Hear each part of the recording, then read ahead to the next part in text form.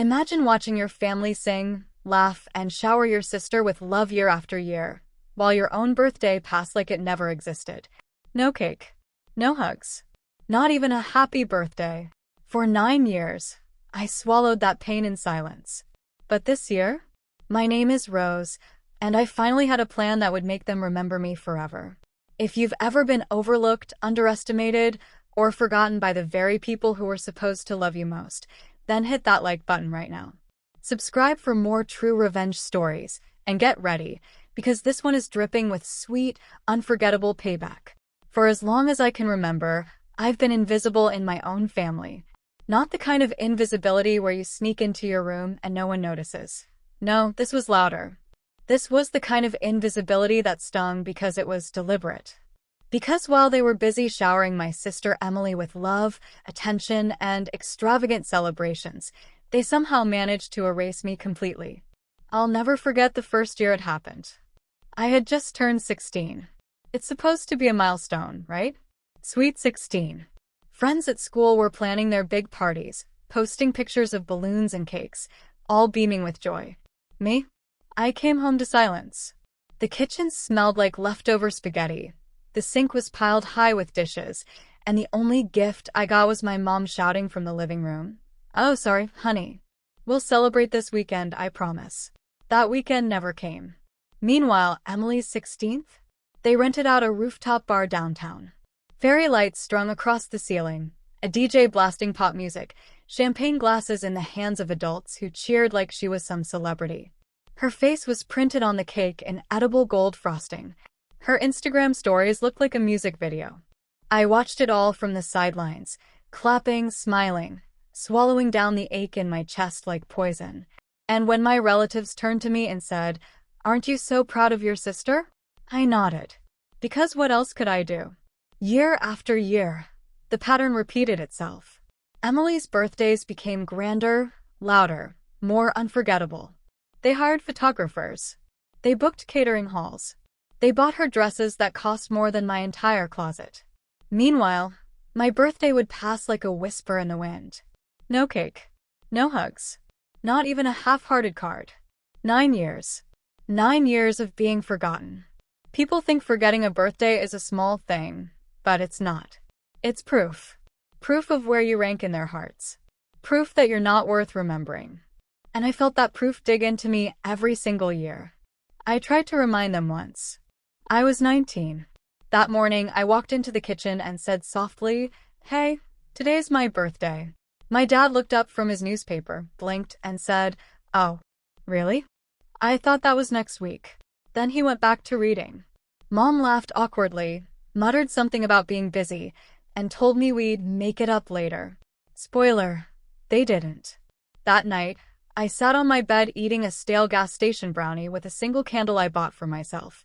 I lit it, closed my eyes, and whispered a wish I barely believed in. "Please, just once, let them see me." But the universe stayed quiet. It wasn't just the birthdays. It was the way the world revolved around Emily and left me in orbit. If she got an A on a test, the family threw a dinner. If I got an A, silence.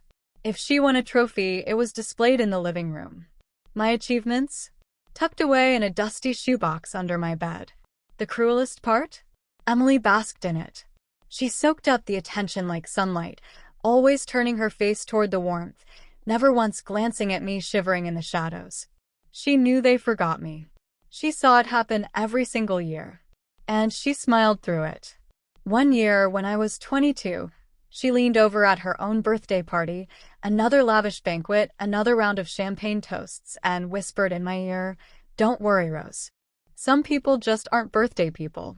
She said it with that fake sweet tone, her lipstick-stained glass raised high, while the crowd cheered for her. My nails dug so deep into my palm that I drew blood. By the time I turned 24, I had stopped expecting anything. No reminders, no calls, no messages. My friends would text me happy birthday, sometimes take me out for a small dinner, and I clung to those gestures like lifelines. Because in my family's eyes, I wasn't worth remembering. But last year, my 25th was the breaking point. I came home from work carrying a tiny cupcake I bought for myself. A single pink candle sat crooked in the frosting. I thought, okay, maybe this year I'll just eat it quietly and not cry. But when I pushed open the front door, balloons smacked me in the face. The house was covered in gold and silver streamers. A giant banner stretched across the living room wall. Happy birthday, Emily. My heart stopped. Her birthday wasn't for 2 more weeks. The kitchen table was stacked with catering trays. Music blasted from the speakers. My parents, uncles, aunts, cousins, everyone, stood there laughing, pouring wine, clinking glasses. And in the center of it all was Emily, blowing kisses, twirling in a designer dress like some princess out of a storybook. Nobody looked at me. Nobody noticed the cupcake sliding out of my trembling hands, crashing to the floor. Sprinkles scattered across the carpet like confetti, crushed under my shoes as I stood frozen in the doorway. I whispered, "It's my birthday today." But my voice drowned under the music, under their laughter, under the sound of Emily's name being shouted over and over again. I didn't even try again. I just backed out quietly, shut the door, and walked to the park down the street. I sat on a bench alone, staring at the flickering candles still burning on my ruined cupcake. And in that moment, something inside me snapped. For 9 years, I had begged silently. For 9 years, I had prayed for scraps of affection. But staring at that candle, I realized something crystal clear. They'll never give me love. Not freely. Not sincerely. If I want them to notice me, if I want them to remember me, I have to force them to. So I made myself a promise. This year will be different. This year, I'll make them remember. And they'll never be able to forget my name again. After that night in the park with my ruined cupcake, I stopped being the quiet, invisible girl who waited for scraps of attention. Something inside me shifted. It wasn't rage, it was colder than that. It was clarity. For the first time, I asked myself a dangerous question. What if I didn't just wait for them to see me? What if I made them? That thought kept me awake for nights. I'd lie in bed staring at the ceiling, hearing the echoes of Emily's laughter, remembering the sound of my relatives chanting her name while I stood forgotten at the door. Each memory fueled me like firewood tossed into a pit. I started with small steps. I picked up extra shifts at work. I said yes to every freelance gig I could find, editing, tutoring, babysitting, anything that paid. My friends thought I was crazy, but I smiled and told them I had a project. None of them knew the truth. Every dollar was going toward a single night. My night. Meanwhile, Emily's 26th birthday was already being plotted like a royal wedding. Mom and Dad argued over whether they should rent a vineyard or a hotel ballroom. Emily paraded around in bridal-like gowns, posting which dress should I wear, polls on Instagram. The entire family gushed over her plans. And I listened. I stored every detail like ammunition. The most delicious part? Emily wanted her party at a specific hall in the city. The Grand Aurelia. A glass-walled, chandelier-drenched masterpiece that had a wait list months long. She begged my parents to book it. They hesitated, wringing their hands about cost. But she pouted, and like always, they caved. Or so she thought. What Emily didn't know was that while she was begging, I was already one step ahead. Months earlier, I'd reserved that exact venue. I'd walked into the manager's office, slid across my deposit, and said, "Book it for me. The weekend of July 10th. Don't tell a soul." Her eyes had widened. Aren't they trying to? I know, I cut her off with a smile. Just book it. The months crawled forward, but my plan sharpened. I wasn't going to invite my family. No, they hadn't earned it. This wasn't about them anymore. This was about me. I invited my coworkers, my friends, my neighbors, even my boss who'd watched me grind overtime. I built a guest list of people who actually saw me. I ordered a cake bigger than any Emily had ever flaunted. 6 tiers, covered in white and gold fondant, with the words scripted across the front. To Rose, the birthday they forgot. The symbolism alone made me grin like a villain in a movie. I hired a live band instead of a DJ. Classier, warmer, unforgettable. I chose a gown that shimmered like moonlight, one that made me feel like I wasn't just stepping into a party, but into the version of myself I had been denied all these years. Every decision was a piece of my revenge puzzle. Of course, I couldn't resist leaving breadcrumbs. I wanted them to feel the storm coming. So, I started dropping hints. Casual ones. At dinner one night, Emily babbled about her dream Aurelia party, and I leaned back, sipping water. Oh, funny. I heard Aurelia was booked solid that weekend. Her fork clattered. What? No, you called them, right? Mom waved it off nervously. We're still finalizing, sweetheart. I hid my smile behind the rim of my glass. The closer we got to July, the more frantic Emily became. She threw tantrums about caterers being unavailable, about photographers already being booked. She screamed at my mom for not trying harder. And all the while, I kept my secret locked behind calm eyes. Because while she spiraled, I was building my empire in silence. Then came the invitations. Mine were sleek black envelopes with gold lettering, hand-delivered to every guest who mattered to me. The design itself whispered exclusivity. People opened them and their eyes lit up. Rose, this is incredible, my boss beamed. Finally, it's your turn, a friend texted me with 3 exclamation marks. Meanwhile, I overheard my cousin whisper at a family barbecue. Did you hear Rose is throwing something at Aurelia? It's supposed to be huge. Emily's head snapped toward us, fury flashing in her eyes. What did you just say? She hissed. Oh, nothing, my cousin stammered, suddenly fascinated by her drink. Emily stormed inside. I bit back a laugh. But here's the thing, revenge isn't just about making someone else suffer. It's about taking back the power they stole from you. And every day that passed, I felt my power returning. I wasn't the forgotten girl anymore. I was the storm on the horizon. By the time July rolled around, the stage was set. My gown hung in the closet. My cake was being delivered. My guest list confirmed. And the best part?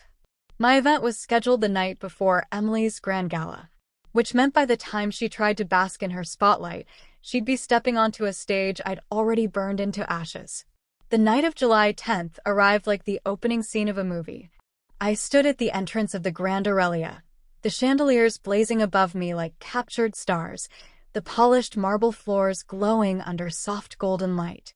For the first time in my life, I wasn't the forgotten girl in the corner. I was the center of everything. Guests poured in, their eyes widening as they stepped inside. Rose, this is incredible, one coworker gasped, hugging me. Another friend whistled. This feels like something out of a magazine. I smiled, letting the warmth of their words seep into the cracks my family had left in me. Music swelled from the live band, laughter bubbled through the air, and I could feel something inside me finally healing. For once, I was celebrated. Then came the cake. 6 towering tiers of white and gold, wheeled in on a silver cart. Gasps rippled through the crowd as everyone craned their necks to see. I stepped forward, my gown glittering under the lights, and the crowd began to chant my name. Rose. Rose. Rose. That was the exact moment the doors swung open. Silence fell. Standing there, framed in the golden light of the hallway, were my parents and Emily. Their expressions were a portrait worth framing. Confusion, shock, then dawning horror as they took in the packed hall, the lavish decorations, the cameras flashing. Emily's face twisted. What is this? She demanded, her voice cracking like glass. I lifted my champagne glass, calm as ice. This, I said, turning slowly so the entire room could hear. This is the birthday you all forgot. For the last 9 years. Gasps echoed. My mother's lips parted. My father stammered something inaudible, but I didn't give them the chance to spin excuses. The crowd was already buzzing with whispers. They forgot her? For 9 years? The chant started again, louder this time. Rose. Rose. Rose. Emily's cheeks burned crimson as the spotlight, the adoration, the celebration, all of it, shifted away from her and onto me. She clenched her fists, trembling with rage. My mother grabbed her arm, whispering frantically, but Emily yanked away, glaring at me like she could burn me to ashes. But she couldn't. Not anymore. Because for once, this was my night. I cut the first slice of cake to a roar of cheers.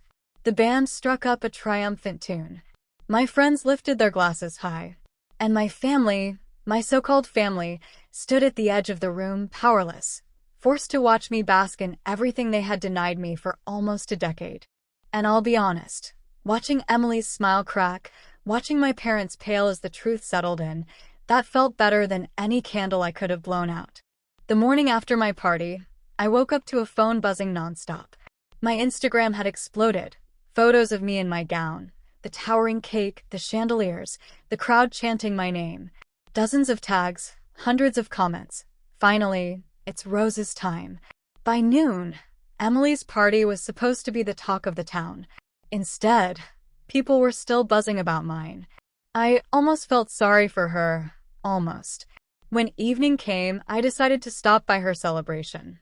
Not because I was invited, of course, but because I wanted to see the wreckage with my own eyes. Her venue, a hotel ballroom my parents had scrambled to secure after Aurelia mysteriously became unavailable, looked sad. Half the tables were empty. Decorations hung limply, like no one cared enough to straighten them. The DJ was playing to a dance floor that was practically deserted. Emily stood at the center in a sequin dress, her smile brittle, her eyes darting toward the doors every few seconds as though praying more guests would show up. But they didn't. Most of them had already been at my event. Why would they waste energy on hers? When she finally spotted me near the entrance, her expression cracked into fury. She stormed over, her heels clacking like gunfire. "This is your fault," she hissed, stabbing a manicured finger at my chest. "You ruined everything. You had no right." I tilted my head, smiling sweetly. "No right to celebrate my own birthday? No right to exist, you mean?" Her face flushed scarlet, her mouth opening and closing like a fish gasping for air. For once, she had no comeback. My parents tried to intervene, dragging her aside, whispering frantically, but it was useless. The damage was done. Guests whispered to one another, comparing her half-empty party to my glittering success.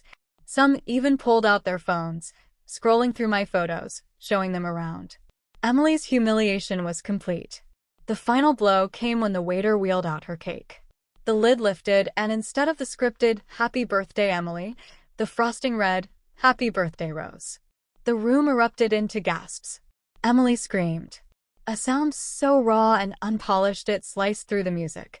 She shoved the cake stand, sending it crashing to the floor. Frosting smeared across the marble, candles extinguished in the mess. Guests flinched. Some laughed under their breath. I didn't have to say a word. Her meltdown said everything for me.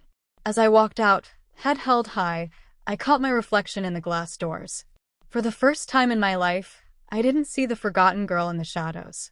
I saw a woman who had reclaimed her place and forced everyone else to see it too.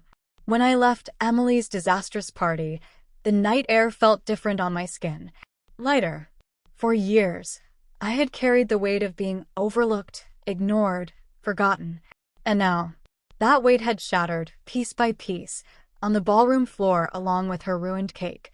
I walked down the street with my heels clicking against the pavement, replaying everything in my mind. The cheering crowd chanting my name, the look on Emily's face when she realized she wasn't the star anymore, the way my parents' voices faltered when confronted with the truth they had buried for 9 years. It wasn't just about revenge. It was about justice. About finally demanding the respect I had deserved all along. The next morning, my phone blew up again. Cousins, distant relatives, even old classmates were messaging me. "I had no idea they treated you that way. Last night was amazing, Rose. You deserved it. Emily's face when she saw your cake, unforgettable." For the first time, people weren't just noticing me. They were defending me. They saw what I had endured, and they acknowledged it. That validation filled a hole I didn't even realize had grown so deep. My parents tried calling. I let it ring. Then came the texts. "Rose, can we talk? We didn't mean to hurt you. We love you, you know that, right?" But I didn't answer. Not because I wanted to be cruel, but because I finally understood something. Love isn't love if it has to be earned through humiliation.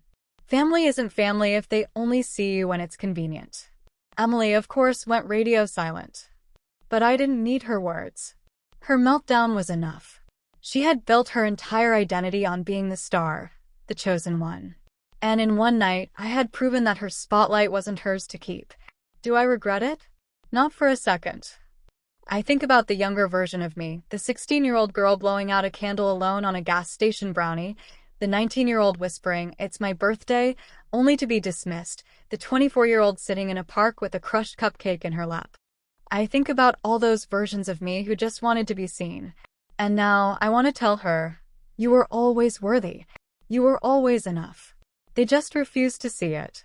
But now they'll never forget. Sometimes, revenge isn't about destroying someone else. It's about reclaiming yourself. About drawing a line in the sand and saying, no more.